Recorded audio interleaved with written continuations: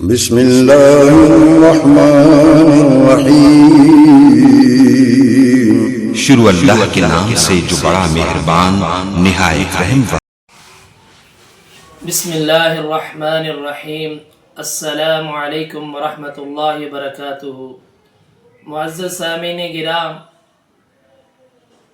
تعبیر کے موجد، تعبیر کو ایجاد کرنے والے، خواب کی جو تعبیر ہے اسے ایجاد کرنے والے سب سے پہلے تو رب العالمین ہے، کیونکہ کوئی بھی علم اگر کسی کو عطا کیا جاتا ہے وہ اللہ احکم الحاکمین کی طرف سے عطا کیا جاتا ہے۔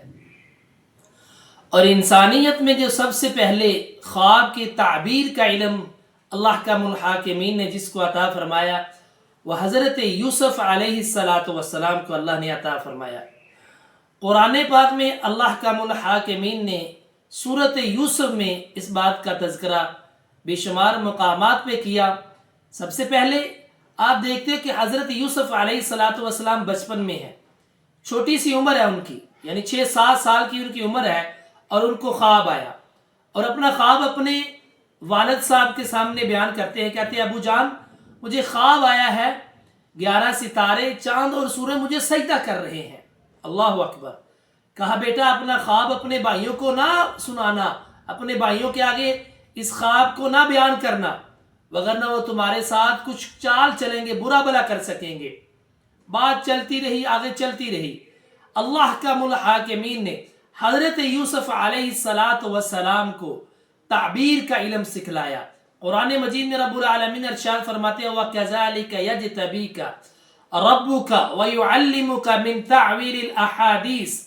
فرمایا اللہ احکم الحاکمین، اے یوسف اللہ تمہیں بزرگی عطا فرمائیں گے، اور اللہ احکم الحاکمین تجھے تعبیر کرنا سکھلائیں گے، خواب کی تعبیر کا علم تمہیں سکھلائیں گے۔ اور حضرت یوسف علیہ السلام نے پھر اس تعبیر کی، پھر جیسے آپ نے تعبیر کی 100% اللہ احکم الحاکمین نے ایسے ہی کیا۔ مثال کے طور پہ سورہ یوسف میں ہی ہے، جب حضرت یوسف علیہ السلام کو جیل میں قید کیا جاتا ہے، آپ کے ساتھ 2 اور نوجوان جیل میں قید ہوتے ہیں۔ وہ نوجوان جب یوسف علیہ السلام کی عبادت کو، آپ کے تقوی، آپ کی زہد کو، آپ کی نیکی کو دیکھتے ہیں، اور دیکھتے ہوئے پھر وہ آپ کے پاس آتے ہیں اور آ کر کہتے ہیں اللہ کے پیارے نبی سے کہ اے نبی ہمیں خواب آیا ہے۔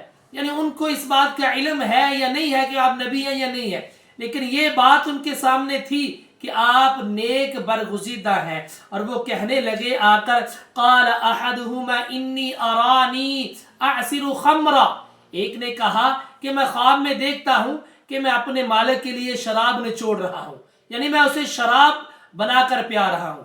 اور دوسرا کہنے لگا وقال الآخر انی ارانی احمل فوق رأسی خبزا تأکلہ الطیر من، دوسرا کہنے لگا کہ مجھے خواب آئی ہے، میرے سر پہ روٹیاں ہیں اور ان روٹیوں کو پرندے کھا رہے ہیں۔ نبئنا بتعویلہ انا نراک من المحسنین، ہمیں ہمارے خواب کی تعبیر بتلائیں، ہم آپ کو نیکوکاروں میں تصور کرتے ہیں، ہم آپ کو نیک جانتے ہیں، ہم آپ کو بزرگ جانتے ہیں۔ اللہ اکبر۔ پیارے مسلمان بھائیوں، حضرت یوسف علیہ السلام نے تعبیر کی، اور قرآن پاک میں اس بات کا بھی تذکرہ ہے۔ کہا یا صاحب السجن اما احدہما فیسقی ربہ خمرا، تم میں سے جو ایک ہے جو خواب میں شراب نچوڑ رہا تھا وہ آزاد کر دیا جائے گا، وہ اپنے مالک کے لیے، اپنے بادشاہ کے لیے وہ یہی عمل کرے گا، وہ ان کی خدمت کرے گا، جا کر شراب نچوڑ کر اس کو پلائے گا۔ فرمایا وَأَمَّا الْآخَرُ فَيُسْلَبُ، جو دوسرا بندہ ہے فَتَأْكُلُهُ الطَّيْرُ مِنْ رَأْسِهِ، جس کے سر سے پرندے کھا رہے ہیں، اس کو پھانسی دی جائے گی۔ فَيُسْلَبُ، اس کو سولی چڑھا دیا جائے گا۔ ان دونوں نے تعجب کیا، باتیں کرنے لگے۔ اللہ اکبر۔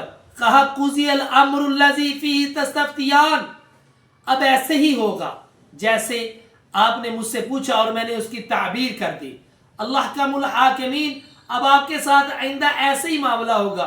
کتنی بڑی بات ہے، حضرت یوسف علیہ السلام نے جو تعبیر کی بعین اسی طرح ہوا۔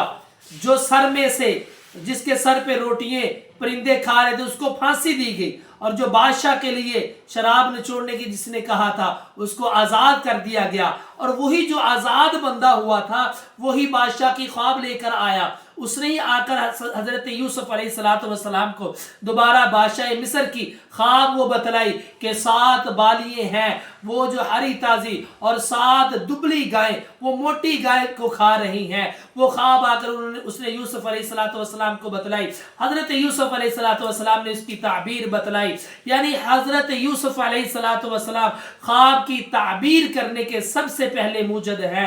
اللہ کا ملحاکمین سے دعا ہے کہ اللہ ہمیں سنت محمدی کے اوپر عمل کرنے کی توفیق عطا فرمائے۔ وآخر دعوانا ان الحمد للہ رب العالمین۔